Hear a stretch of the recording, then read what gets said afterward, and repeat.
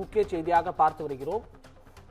திருப்பூர் மாவட்டம் பல்லடத்தில் திமுக மேற்கு மண்டல மகளிர் அணி மாநாடு பிரம்மாண்டமாக இன்று நடைபெற உள்ளது. இதற்காக தற்பொழுது கோவை புறப்பட்டார் முதலமைச்சர் மு.க.ஸ்டாலின். 1.5 லட்சம் மகளிருக்கு மாவட்டம் வாரியாக தனித்தனி வண்ணங்களுடன் கூடிய அடையாள அட்டைகள் வழங்கப்பட்டுள்ளதாக தெரிய வருகிறது. இந்நிலையில் வருங்காலத்தில் ஆற்ற வேண்டிய கடமைகளை பல்லடத்தில் நடைபெறும் இந்த மாநாடு சொல்லும் என முதலமைச்சர் எக்ஸ் தளத்தில் பதிவிட்டுள்ளார். இதுகுறித்த கூடுதல் தகவல்களை வழங்குவதற்காக நம்முடன் செய்தியாளர் பாலா இணைந்திருக்கிறார். வணக்கம் பாலா, கூடுதல் தகவல்களை பதிவு செய்யலாம். நிச்சயமாக அபிஷேக், அதாவது திமுகவின் வெல்லும் தமிழ் பெண்கள் மாநாட்டுக்காக இன்று மாண்புமிகு தமிழக முதல்வர் ஸ்டாலின் அவர்கள் இன்று கோவைக்கு வருகிறார். அதாவது திருப்பூர் மாவட்டம் பல்லடம் அடுத்து காரணம்பேட்டையில் வெல்லும் தமிழ் பெண்கள் என்னும் தலைப்பு திமுக மேற்கு மண்டல மகளிர் அணி மாநாடு நடைபெற உள்ளது. இதற்காக சுமார் 30 ஏக்கர் பரப்பளவில் மாநாடு திடல் அமைக்கப்பட்டுள்ளது. மேலும் 140 ஏக்கர் பரப்பளவில் வாகன நிறுத்துமிடங்களும் ஏற்பாடு செய்யப்பட்டுள்ளது.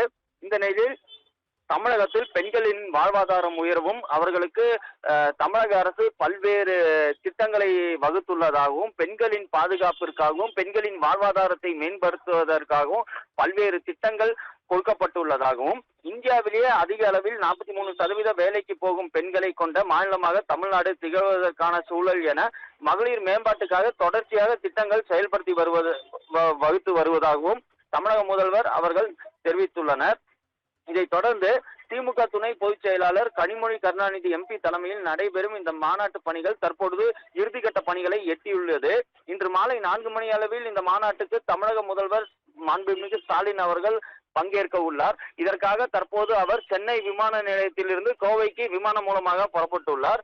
தற்போது சென்னை விமான நிலையத்தில் அவருக்கு திமுகவை சேர்ந்த அமைச்சர்கள் மற்றும் தொண்டர்கள் என உற்சாக வரவேற்பு அளித்துள்ளனர். இதைத் தொடர்ந்து கோவையிலும் அவருக்கு உற்சாக வரவேற்பு அளிப்பதற்காக தொண்டர்களும் அமைச்சர்களும் காத்து கொண்டிருக்கின்றனர்.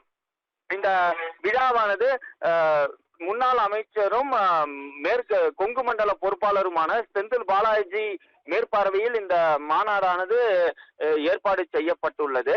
மேலும் இந்த பகுதியில் உள்ள அமைச்சர்கள் மற்றும் சட்டமன்ற உறுப்பினர்களும் ஆய்வு மேற்கொண்டுள்ளனர். மேலும் காவல்துறையினரும் இந்த மாநாடு குறித்து ஆய்வு மேற்கொண்டுள்ளனர். இதைத் தொடர்ந்து இன்று மாலை மிக சிறப்பாக இந்த மாநாடு நடக்க உள்ளது.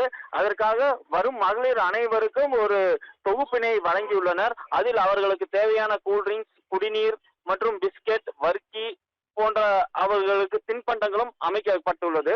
மேலும் 300க்கும் மேற்பட்ட கழிவறைகள், 3000க்கும் மேற்பட்ட வாகனங்கள் நிறுத்துமிடம் என பல்வேறு வசதிகளும் இந்த மாநாட்டிற்காக ஏற்பாடு செய்யப்பட்டுள்ளது. அபிஷேக், தகவல்களுக்கு நன்றி பாலா.